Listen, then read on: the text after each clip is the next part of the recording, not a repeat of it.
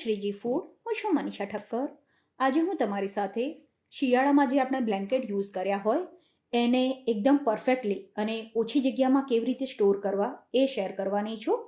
તો બ્લેન્કેટ જ્યારે પણ આપણે મૂકીએ ત્યારે તમે એને કબર્ડમાં મૂકતા હોય કે પછી આ રીતે પેટી પલંગમાં મૂકતા હોય તો જ્યારે પણ આપણે એને મૂકીએ ત્યારે ખૂબ જ વધારે જગ્યાએ રોકતા હોય એવું બને છે. કેમ કે આ રીતના જે ડબલ બેડના બ્લેન્કેટ આવે છે એ ખૂબ જ ફૂલેલા રહેતા હોય છે અને એના લીધે આપણે બીજી કોઈ વસ્તુ એની સાથે મૂકી નથી શકતા. તો આજે એક પ્રોડક્ટ તમારી સાથે શેર કરવાની છું જેનાથી તમે ઓછી જગ્યામાં જેકેટ કે પછી આ રીતના બ્લેન્કેટ કે કપડાં બધું સ્ટોર કરી શકો છો. તો જો આ બ્લેન્કેટને આપણે આ જ રીતે મૂકીએ તો તમે જોઈ શકો છો ખાસી બધી જગ્યાએ કવર કરી લે છે. તો હવે જે પ્રોડક્ટ છે એ હું તમને બતાવું છું.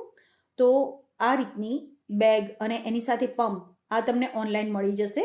તો આ જે પ્રોડક્ટ છે એ મેં લાસ્ટ યર પરચેસ કરી હતી અને આને યુઝ કર્યા પછી મને આ પ્રોડક્ટ ખરેખર ખૂબ જ સારી લાગી. તો આ વખતે હું આને કેવી રીતે યુઝ કરવી અને એ વાપરવામાં કેવું છે એ બધું તમારી સાથે શેર કરવાની છું. તો આ જ્યારે મેં પરચેસ કર્યું ત્યારે આની સાથે 5 બેગ અને આ રીતનો એક પંપ આવ્યો હતો. તો જ્યારે મોટું બ્લેન્કેટ આપણે સ્ટોર કરવું હોય તો એમાં જે સૌથી મોટી સાઇઝની જે બેગ આવે છે એ આપણે યુઝ કરવાની છે. તો જે બેગ છે એમાં બ્લેન્કેટ મૂકી દેવાનું. તો આ ડબલ બેડના બ્લેન્કેટની સાથે મેં બીજા બે જે નાના કે થોડા પતલા બ્લેન્કેટ આવે એવા પણ મેં 2 બ્લેન્કેટ મૂક્યા છે. તો ટોટલ આ બેગમાં એક ડબલ બેડનું અને 2 સિંગલ બેડના બ્લેન્કેટ મેં મૂક્યા છે. તો ટોટલ 3 બ્લેન્કેટ મેં આ રીતે મૂકી દીધા છે. જો થોડા પાતળા અને સિંગલ સાઇઝના તમે બ્લેન્કેટ આમાં મૂકતા હોય તો લગભગ આમાં આરામથી તમે 7 થી 8 બ્લેન્કેટ મૂકી શકો છો. બેગ કઈ સાઇઝની છે એના ઉપર ડિપેન્ડ હોય કે તમે આમાં કેટલી વસ્તુ મૂકી શકો છો. અને પછી આખું વરસ આપણે આ બ્લેન્કેટને રાખવાનું હોય તો જ્યારે વાપરવા કાઢીએ ત્યારે આમાંથી બેડ સ્મેલ ના આવે એ માટે એમાં કપૂરની ગોળી પણ મૂકી દેવાની. તો ડાયરેક્ટ એ રીતે કપૂરની ગોળી નથી મૂકવાની, આને કોઈ કપડામાં લપેટીને કે પછી કોઈ કાગળમાં લપેટીને મૂકવાની. તો આ મોટું બ્લેન્કેટ છે એટલે 2 કપૂરની ગોળી મેં આમાં આ રીતે મૂકી દીધી છે. હવે આ જે બેગ છે એ ઝીપ પાઉચ હોય છે. તો બરાબર પહેલાં એને પેક કરી દેવાનું, ક્યાંયથી પણ એ ખુલ્લું ના રહે એ તમારે ચેક કરવાનું છે.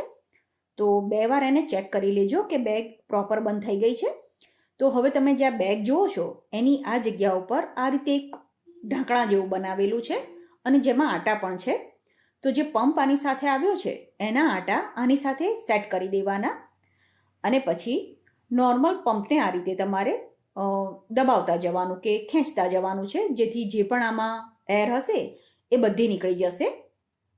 તો અત્યારે તમને આ બેગ એકદમ ફૂલેલી લાગતી હશે પણ જેમ જેમ તમે આ પંપને પ્રેસ કરતા જશો એમ બધી હવા આમાંથી નીકળી જશે. તમારે આને બેગને દબાવીને ચેક કરતા જવાનું. તમને એ સોફ્ટ લાગે તો સમજવું કે હજુ પણ આમાં થોડી હવા છે તો પંપને ફરીથી 4-5 વાર પ્રેસ કરવાનું. તો આ જે પેકેટ છે એકદમ હાર્ડ થઈ જાય ત્યાં સુધી તમારે આ પ્રોસેસ કરવાની છે. પછી તમે પંપને હટાવી લેશો એ પછી આ રીતે એક નાનું ઢાંકણ પણ એની સાથે આપેલું છે. જો એને એની સાથે આપણે લગાવી દેવાનું છે. બાય ચાન્સ એવું બને કે ઢાંકણ ખોવાઈ જાય તો પણ ચિંતા કરવાની જરૂર નથી. જ્યાં સુધી તમારી પાસે ઢાંકણ હોય ત્યાં સુધી એને લગાવીને મૂકી દેવાનું. ઢાંકણ નહીં લગાવો તો પણ આમાંથી એર નીકળી જશે એવું નથી, પણ એની સાથે ઢાંકણ આવેલું જ છે તો મેં લગાવી દીધું છે. હવે તમે જોઈ શકો છો જ્યારે પહેલાં આપણે બ્લેન્કેટને મૂક્યું ત્યારે ખાસી બધી જગ્યા કવર કરતું હતું અને હવે એકદમ નાની બેગમાં આ ડબલ બેડનું બ્લેન્કેટ આવી ગયું છે. તો તમે જોઈ શકો છો એકદમ ઓછી જગ્યામાં આ રીતે 3 બ્લેન્કેટ આવી ગયા છે. તો આ રીતે મેં 2 બેગ તૈયાર કરી દીધી છે અને મેં એને પેટી પલંગમાં આ રીતે મૂકી દીધી છે. તો હવે એના પછીની જે મીડિયમ સાઇઝની બેગ છે એમાં હું જેકેટ મૂકી દઉં છું. તો આ રીતના જે જાડા જેકેટ હોય એ ખૂબ જ જગ્યા રોકતા હોય છે. તો એને પણ આપણે ફોલ્ડ કરીને આ રીતે મૂકી દેવાના. તો 2 જાડા જેકેટની સાથે બીજા મેં 3-4 પાતળા જેકેટ પણ મૂકી દીધા છે. મેં કીધું એ પ્રમાણે બેગની જે સાઇઝ હોય એ પ્રમાણે જે પણ વસ્તુ આમાં આવી રહે એટલી તમારે મૂકી દેવાની અને પછી સેમ એ જ રીતે પંપથી આમાંથી હવા ખેંચી લેવાની છે અને ફરીથી આ બેગને ચેક કરી લેવાનું કે એકદમ એ પેકેટ હાર્ડ થઈ જવું જોઈએ.